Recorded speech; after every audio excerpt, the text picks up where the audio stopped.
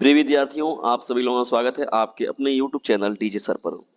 बहुत ही most important, बहुत ही ज़्यादा जानदार, बहुत ही ज़्यादा शानदार सेशन आप लोगों के समक्ष स्टार्ट हो रहा है। ज़बरदस्त तरीके से इसे अपने क्लासमेट पर शेयर भी कर दीजिएगा प्रिय विद्यार्थियों, क्योंकि ये नागरिक शास्त्र का मोस्ट इम्पॉर्टेंट पेपर है जिसका डिस्कशन आप लोग के साथ होने जा रहा है। तो ज़बरदस्त तरीके से इसे अपने क्लासमेट पर शेयर भी कर दीजिएगा। चलिए आइए बढ़ते हैं महत्वपूर्ण प्रश्नों की श्रृंखला में। कल 1 मार्च है और आप सभी लोगों का नागरिक शास्त्र का पेपर है, कक्षा 12 का। देखिए प्रिय विद्यार्थियों, समय 3 घंटे 15 मिनट का है, पूर्णांक 100 है। कितने शब्दों को किसका उत्तर देना है, किस में क्या करना है, ये देखिए जो नोट में बात दी जाती है निर्देश में, तो उसको ध्यान से देख लीजिएगा। कभी कभी क्या होता है कि कोई प्रश्नों को हम लोग बहुत अच्छे से जानते हैं तो लगते हैं उसको खूब लिखने मनमानी, तो उसी में क्या होता है हम लोग का पेपर जो होता है वो छूट जाता है। तो ऐसा गलती बिल्कुल भी मत कीजिएगा। इसी उद्देश्य के साथ हम लोग आज के इस सेशन को करते हैं स्टार्ट। पहला देखिए, बहुविकल्पी का प्रश्न क्या है, निम्न में से कौन सा देश जो है आसियान का सदस्य नहीं है। देखिए प्रिय विद्यार्थियों, आसियान का सदस्य देश में अगर देखा जाए तो यहाँ पर संयुक्त राज्य अमेरिका जो है वो आसियान का सदस्य देश नहीं है। इसके अलावा आसियान में अगर देखा जाए प्रिय विद्यार्थियों तो देखिए 10 सदस्य देश इसमें है, जिसमें ब्रुनोई हो गया, ब्रुनई दारुसलाम हो गया, कंबोडिया हो गया, इंडोनेशिया हो गया, लाओस हो गया, मलेशिया हो गया, म्यांमार हो गया, फिलीपींस हो गया, सिंगापुर, थाईलैंड, वियतनाम। तो ये मुख्य रूप से जो है 10 देश इसमें शामिल है। तो संयुक्त राज्य अमेरिका जो है वो आसियान का सदस्य नहीं है। दक्षिण एशिया मुक्त व्यापार क्षेत्र समझौता, दक्षिण एशिया मुक्त व्यापार क्षेत्र समझौता जिसे हम लोग साफ्टा के नाम से भी जानते हैं, ठीक है ना, साफ्टा कब से प्रभावी हुआ। दक्षिण एशिया मुक्त व्यापार क्षेत्र समझौता साफ्टा कब से प्रभावी हुआ। तो प्रिय विद्यार्थियों, ये जो प्रभावी हुआ था वो 1 जनवरी 2006 से। तो दूसरे का विकल्प नंबर जो पहला होगा वो आपका करेक्ट हो जाएगा। चलिए फटाफट बढ़ते हैं हम लोग आगे प्रिय विद्यार्थियों, लेकिन जबरदस्त तरीके से इसे क्लासमेट पर शेयर करते चलिए, तभी मजा आएगा पढ़ने और पढ़ाने का। तीसरा देखिए क्या है, भारत किस वर्ष जो है संयुक्त राष्ट्र संघ का सदस्य बना। भारत किस वर्ष संयुक्त राष्ट्र संघ का जो है सदस्य बना। तो प्रिय विद्यार्थियों देखिए 24 अक्टूबर 1945 की घटना है। कब की है? 24 अक्टूबर। 24 अक्टूबर को जो है भारत जो है संयुक्त राष्ट्र संघ का जो है सदस्य ना बना था, ठीक है। और भारत जो है संयुक्त राष्ट्र संघ के संस्थापक सदस्यों में देखा जाए तो एक है, ठीक है। तो तीसरे का विकल्प नंबर पहला जो होगा आपका करेक्ट हो जाएगा। बर्ड फ्लू बहुत ही जब पॉपुलर क्वेश्चन है, देखिए करंट का क्वेश्चन है। बर्ड फ्लू रोग से प्रभावित होने वाला प्रधान जीव कौन है। देखिए बहुत ही महत्वपूर्ण है, ये मुर्गी में ना, क्या किसमें पाया था, मुर्गी पालन में देखने को मुख्य रूप से मिलता है। तो चौथे का विकल्प नंबर बी जो होगा आपका करेक्ट हो जाएगा। चलिए प्रिय विद्यार्थियों आगे बढ़ते हैं यहाँ पर प्रश्न संख्या 5 की ओर। देखिए पांचवा हम लोग का प्रश्न क्या है, भारत में अनुसूचित जनजातियों के, भारत में अनुसूचित जनजातियों के जीवन यापन का मुख्य साधन क्या है। व्यापार, मजदूरी, खेती या कृषि, इनमें से कोई नहीं।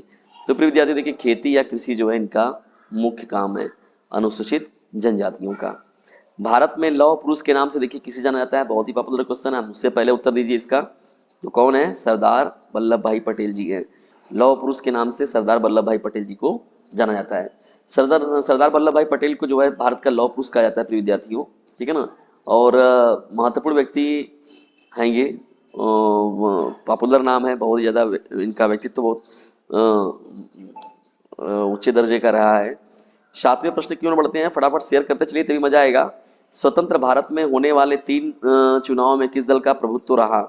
देखिए प्रिय विद्यार्थियों, स्टार्टिंग में देखा जाए तो कांग्रेस को जानते हैं कि देश की आज़ादी के लिए जो कांग्रेस को बनाया गया था, और कांग्रेस जो है पार्टी का ही प्रभुत्व था, क्योंकि जो स्टार्टिंग में पंडित जवाहरलाल नेहरू जब थे तो कांग्रेस को लेकर उन्होंने पहली बार जब आए सत्ता में प्रधानमंत्री बने, यानी भारत देश के पहले स्वतंत्र भारत के पहले प्रधानमंत्री कौन थे, पंडित जवाहरलाल नेहरू, ठीक है। तो उस समय कांग्रेस का बोलबाला के रूप में महत्वपूर्ण रूप से था। देखिए आज देखिए जबकि कांग्रेस की स्थिति बहुत ही डामाडोल है, तो चीजें रहती हैं, समय है, समय परिवर्तन है। वह राज्य जहां से भारत के प्रथम भारतीय गवर्नर जनरल, वह राज्य जहां से भारत के प्रथम भारतीय गवर्नर जनरल सी राजगोपालाचारी का संबंध था। देखिए भारत के अंतिम जो गवर्नर जनरल थे चक्रवर्ती, क्या नाम था इनका, चक्रवर्ती राजगोपालाचारी तमिलनाडु से थे। कहां से थे, तमिलनाडु से संबंधित थे। Hello hello ji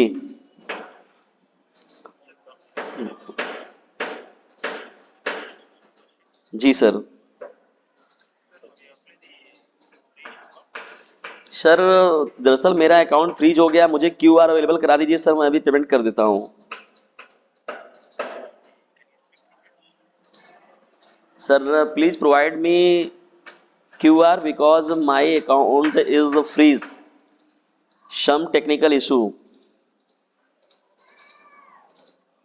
so I cannot pay the amount in this time.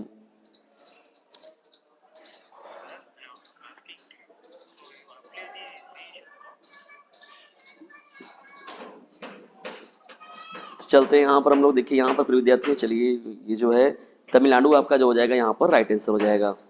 ये है प्रिय विद्यार्थियों खाता बुक है, वहाँ से एप्लीकेशन है, वहाँ से अमाउंट लिया गया, उसका जो पेमेंट अकाउंट में कुछ प्रॉब्लम की वजह से फ्रीज हो गया है, जिसकी वजह से ये लोग परेशान कर रहे हैं थोड़ा सा। उसमें पेमेंटिंग जो है, शिमला समझौता कब हुआ था प्रिय विद्यार्थियों? शिमला समझौता देखिए 2 जुलाई 1972 को ना। देखिए यहाँ पर जो हो जाएगा आपका ये वाला ऑप्शन जो होगा आपका करेक्ट हो जाएगा, ठीक है ना, 9 का विकल्प नंबर सी। 10वें पढ़ते हैं हम लोग यहाँ पर, गैर कांग्रेसवाद का नारा किसने दिया था? तो देखिए गैर कांग्रेसवाद का नारा देने वाले जो व्यक्ति थे उनका नाम था डॉक्टर राम मनोहर लोहिया। क्या नाम था इनका? डॉक्टर राम मनोहर लोहिया जो है वो गैर कांग्रेसवाद का नारा देने वाले व्यक्ति थे। ठीक है, चलिए इसके बाद हम लोग बढ़ते हैं विद्यार्थी यहाँ पर अति लघु उत्तरी प्रश्नों की श्रृंखला की ओर। अति लघु उत्तरी प्रश्नों की श्रृंखला की ओर देखिए 11वां प्रश्न क्या है? पूर्वोत्तर भारत की सीमा के साथ लगे हुए किन्हीं 2 देशों के नाम बताइए। भारत की सीमा के साथ पूर्वोत्तर भारत की सीमा के साथ लगे हुए ना, तो इसमें कौन कौन हो जाएगा? चीन और म्यांमार जो है यहाँ पर राइट हो जाएगा, चीन और म्यांमार। ठीक है, चलिए आगे बढ़ते हैं यहाँ 12वें प्रश्न की ओर। 1975 में पोस्ट इंपॉर्टेंट है, ये पेपर आना है, ये क्वेश्चन तो फिक्स है। इमरजेंसी की घोषणा किसने की थी? 1975 में देश में देखिए आपातकाल का जो घोषणा किया गया था प्रिय विद्यार्थियों, कब किया गया था? 25 जून 1975 को किया गया। प्रधानमंत्री ने 25 जून की रात को राष्ट्रपति फखरुद्दीन अली अहमद से आपातकाल लागू करने की सिफारिश की, उन्होंने तुरंत इसकी घोषणा कर दी थी, ठीक है ना।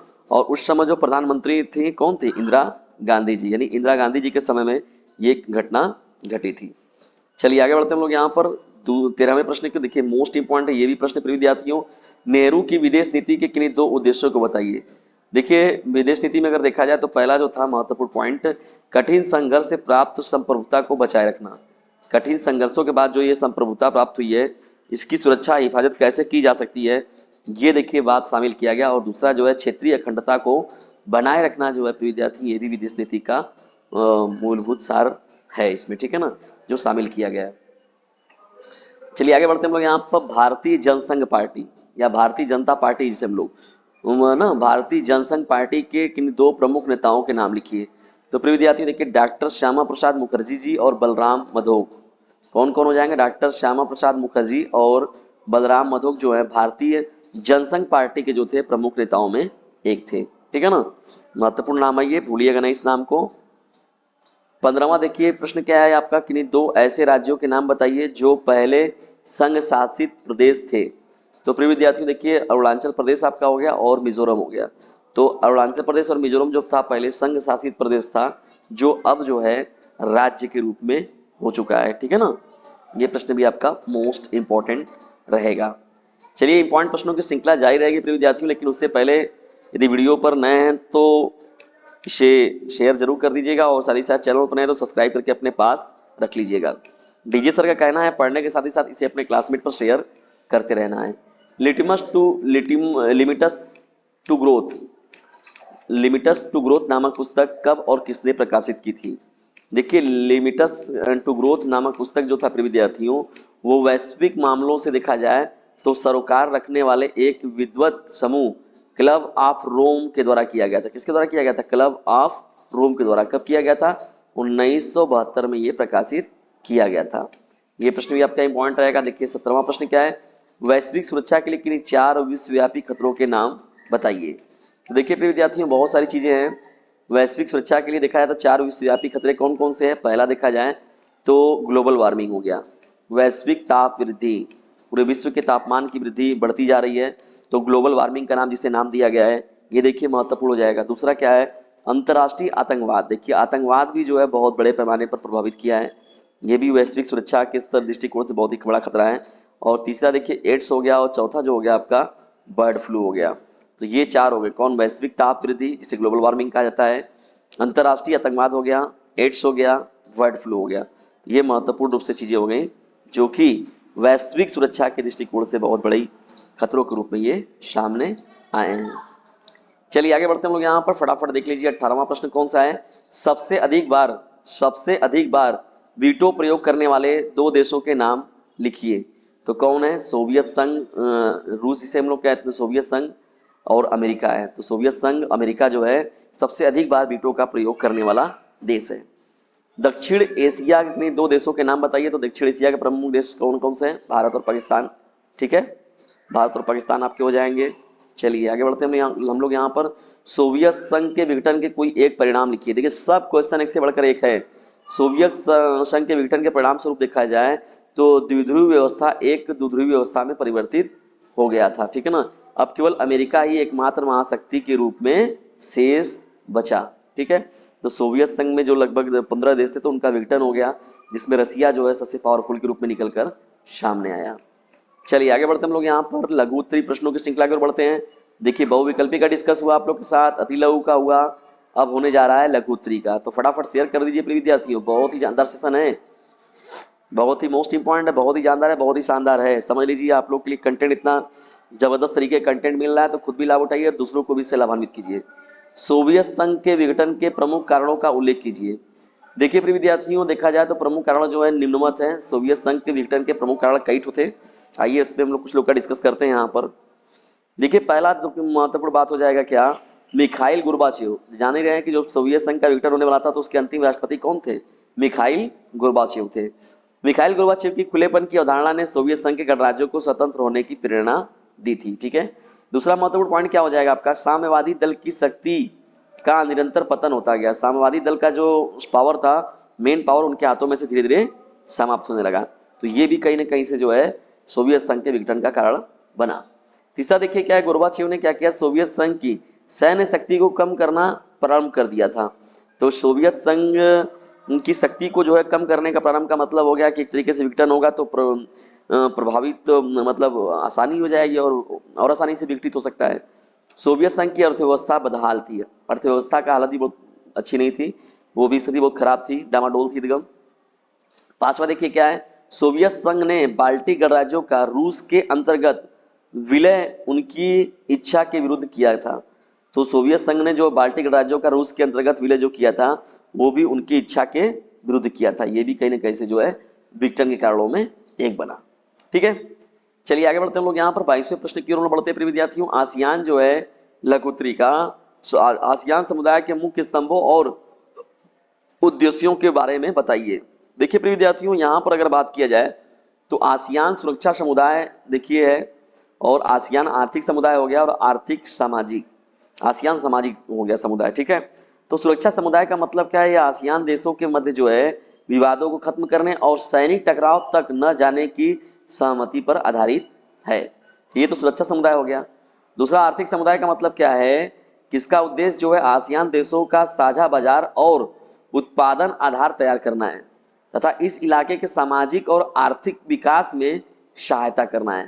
तो ये पॉइंट हो जाएगा आपका आसियान आर्थिक समुदाय हो जाएगा। ठीक है, जब आगे बढ़ते हैं प्रिय विद्यार्थियों हम लोग यहाँ पर प्रश्न को लेकर, तो तीसरा देखिए क्या हो जाएगा, आसियान सामाजिक। तो यहाँ पर देखिए आसियान सामाजिक में सांस्कृतिक समुदाय, इसका जो है औचित्य आसियान देशों के बीच सामाजिक व सांस्कृतिक मेल मिलाप की स्थापना करना है। ठीक है, ये आसियान सामाजिक का जो विशेषता हो जाएगी, आसियान सामाजिक समुदाय की विशेषता।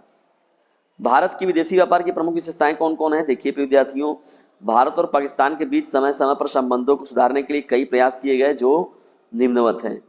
तो देखिए पहला जो है श्रीनगर मुजफ्फराबाद बस सेवा शुरू की गई। इसके साथ ही व्यापार को बढ़ाने के लिए जो है ट्रकों के आने जाने की सहमति भी जताई गई। खोखरा पार बुनाबाओ रेल सेवा सिंध और राजस्थान के मध्य जो है शुरू किया गया। ठीक है, ताकि जो है व्यापार के दृष्टिकोण से जो है इसमें जो है परिवर्तन लाया जा सके। ठीक है, दूसरा देखिए क्या है, 20 जनवरी 2006 को तीसरा सड़क मार्ग अमृतसर व लाहौर के मध्य बस सेवा शुरू की गई। ननकाना और अमृतसर के बीच जो है बस सेवा जो है 24 मार्च 2006 को प्रारंभ हुआ। चौथा पॉइंट क्या हो जाएगा, दिल्ली लाहौर के मध्य जो है शदा ए सरहद तथा श्रीनगर मुजफ्फराबाद के मध्य कारवां ए अमन की बस प्रचलित हुई। सदा ए सरहद तथा कारवां ए अमन, ठीक है ना। लाहौर अटारी के मध्य जो है समझौता एक्सप्रेस का परिचालन हुआ, ठीक है। तो ये भी महत्वपूर्ण पॉइंट आपका हो जाएगा। चलिए आगे बढ़ते हैं हम लोग, यहाँ पर देखते हैं अन्य प्रश्नों को। देखिए अगला हम लोग का प्रश्न क्या है, 1997 के बाद सुरक्षा परिषद की स्थायी और अस्थायी सदस्यता के लिए सुझाए गए मानदंडों पर प्रकाश डालिए। देखिए 1997 में जो विद्यार्थियों सुरक्षा परिषद की स्थायी और अस्थायी सदस्यता के लिए देखा जाए तो मानदंड सुझाए गए जो निम्न प्रकार से हैं। सुझाव आइए एक सदस्यों के रूप में अगर देखा जाए तो क्या क्या है। पहला क्या है, बड़ी आर्थिक ताकत होना चाहिए, ठीक है ना, बड़ी आर्थिक ताकत होना चाहिए, ठीक है। दूसरा जो है बड़ी सैन्य ताकत होना चाहिए, ये भी पॉइंट जरूरी है। तीसरा है संयुक्त राष्ट्र संघ के बजट में ऐसे देश का योगदान ज्यादा हो। और चौथा जो आबादी के लिहाज से बड़ा राष्ट्र हो, ठीक है, ये भी महत्वपूर्ण पॉइंट हो जाएगा। पांचवा देखिए क्या है, ऐसा देश जो लोकतंत्र और मानवाधिकारों का सम्मान करता हो। कि हम लोग का भारतवर्ष कितना जबरदस्त है, सभी गुणों को रखने वाला है, लेकिन फिर भी जो है स्थायी सदस्यता के रूप में देखिए कितना नौटंकी करता है चाइना बीच बीच में घुस के। यह देश ऐसा हो कि अपने भूगोल, अर्थव्यवस्था, संस्कृति के लिहाज से विश्व की विविधता की नुमाइंदगी करता हो, ठीक है। ये भी पॉइंट इसमें जो है शामिल कर दिया जाएगा। चलिए आगे बढ़ते हैं प्रिय विद्यार्थियों, देखते हैं अगला प्रश्न क्या है हम लोग का। भारतीय कम्युनिस्ट पार्टी पर संक्षिप्त टिप्पणी लिखिए। भारतीय कम्युनिस्ट पार्टी, देखिए भारतीय कम्युनिस्ट पार्टी के बारे में बात किया जाए प्रिय विद्यार्थियों तो 26 दिसंबर 1925 को जो है भारतीय कम्युनिस्ट पार्टी की स्थापना की गई। देखिए स्थापना तो हो गया, जब स्थापना हो गया तो फिर अब मार्क्सवाद लेनिनवाद जो था, धर्मनिरपेक्षता था और लोकतंत्र में आस्था रखने वाली यह पार्टी जो थी प्रिय विद्यार्थियों वह अलगाववादी और सांप्रदायिक ताकतों की विरोधी रही है, ठीक है ना। अलगाववादी नीति की और सांप्रदायिक ताकतों की विरोधी के रूप में जो है भारतीय कम्युनिस्ट पार्टी जो है काम करती है। स्वतंत्रता के पश्चात पहले आम चुनाव में जो है इस पार्टी ने 16 लोकसभा सीटें हासिल की थी और यह दूसरे नंबर पर रही थी। 1957 के चुनाव के जरिए देखा जाए तो पहली बार केरल में EMS नंबूदरीपाद के नेतृत्व में कम्युनिस्ट सरकार बनी थी, ठीक है ना। पहली बार देखा जाए तो 1957 में। और नंबूदरीपाद के बाद देखा जाए, अलावा देखा जाए तो इस पार्टी के प्रमुख नेताओं में देखिए SK गोपालन है, SA डांगे हैं, PC जोशी हैं और साथ ही साथ अजय घोष जी हो गए और P सुंदरैया के नाम लिए जाते हैं। चीन और सोवियत रूस के बीच विचारात्मक अंतर होने के बाद 1964 में पार्टी का विभाजन हुआ था, ठीक है ना। ये भी आपका पॉइंट हो जाएगा। चलिए आगे बढ़ते हैं हम लोग यहाँ पर फटाफट देखते हैं 26वें प्रश्न को। देखिए 26वां हम लोग का प्रश्न क्या है, मोस्ट इंपॉर्टेंट प्रश्नों की श्रृंखला चल रही है विद्यार्थियों, जबरदस्त तरीके से अपने क्लासमेट पर शेयर करते चलिए। भारतीय संविधान में अंतर्राष्ट्रीय शांति और सुरक्षा को बढ़ाने के लिए क्या प्रावधान किया गया है। देखिए भारतीय संविधान का अनुच्छेद जो 51 है विद्यार्थियों, उसमें अंतर्राष्ट्रीय शांति और सुरक्षा के लिए जो राज्य के नीति निर्देशक तत्व बनाए गए, जो नीति निर्देशक सिद्धांत बनाए गए हैं, हवाला दिया गया उनका कि कौन कौन सी व्यवस्थाएं हैं। पहला देखिए पॉइंट क्या हो जाएगा, अंतर्राष्ट्रीय शांति और सुरक्षा की अभिवृद्धि का अंतर्राष्ट्रीय शांति और सुरक्षा की अभिवृद्धि का देखिए बात किया गया इसमें, ठीक है। दूसरा महत्वपूर्ण पॉइंट क्या हो जाएगा, राष्ट्रों के बीच जो है न्याय संगत और सम्मानपूर्ण संबंधों को बनाए रखने की बात की गई, ठीक है। तीसरा जो है संगठित लोगों के एक दूसरे से व्यवहारों में अंतर्राष्ट्रीय विधि और संधि बाध्यताओं के प्रति आदर बढ़ाने का बात किया गया। और चौथा महत्वपूर्ण पॉइंट हो जाएगा, अंतर्राष्ट्रीय विवादों को जो है मध्यस्थता द्वारा निपटारे के लिए प्रोत्साहन देने का प्रयास करेगा। ये पॉइंट नंबर कौन हो जाएगा, 4 हो जाएगा, ठीक है। चलिए प्रिय विद्यार्थी देखिए लघुत्तरी प्रश्नों की श्रृंखला में देखिए दूसरा भाग इसका है, देख लीजिए आप सभी लोग जो इंपॉर्टेंट प्रश्न होंगे इनको टिक मार लीजिए, पूरा तैयार कर लीजिएगा अच्छे से। और जितने भी सीक्स के प्लेलिस्ट बने हैं आप लोग को, जितने भी मैंने अभी 5-7 जो आपको इन सब लेक्चर प्रोवाइड कराए हैं, उन सब को आप लोग देखकर जरूर जाइएगा अपने एग्जामिनेशन में। इन सब प्रश्नों को मैंने हल करा रखा है। देखिए दीर्घ उत्तरी में जो है भारत चीन का संबंध जो हो गया, भारत पाकिस्तान का संबंध हो गया, बहुत पॉपुलर है। लेकिन संयुक्त राष्ट्र संघ पर टिप्पणी लिखना है, ये बहुत मोस्ट इंपॉर्टेंट है। 3 आम चुनाव में कांग्रेस का प्रभुत्व रहा, इस काल में विपक्षी दलों की क्या भूमिका थी, ये भी महत्वपूर्ण प्रश्न है हम लोग का। स्वतंत्रता के बाद जो है भारत की प्रमुख चुनौतियां क्या थी, उनमें किन्हीं 2 चुनौतियों के समाधान के लिए उपाय किए गए, क्या उपाय किए गए इसकी बात किया गया। ठीक है ना, तो ये था प्रिय विद्यार्थियों मिला जुला कर सब पेपर आप लोगों का। ये महत्वपूर्ण पेपर आप लोग कैसा लगा कमेंट बॉक्स में जरूर बताइएगा, और यदि वीडियो थोड़ा सा भी हेल्पफुल लगा हो तो इसे अपने क्लासमेट पर शेयर जरूर कीजिएगा। जल्दी मिलते हैं किसी अन्य वीडियो में किसी अन्य टॉपिक के साथ। तब तक के लिए टेक केयर, गुड बाय, जय हिंद, जय भारत। एक काम आप लोग को जरूर करना है, जबरदस्त तरीके से जो है इसे अपने क्लासमेट पर शेयर करने वाला काम मत भूलिएगा। जाइए फटाक से शेयर जरूर कीजिए।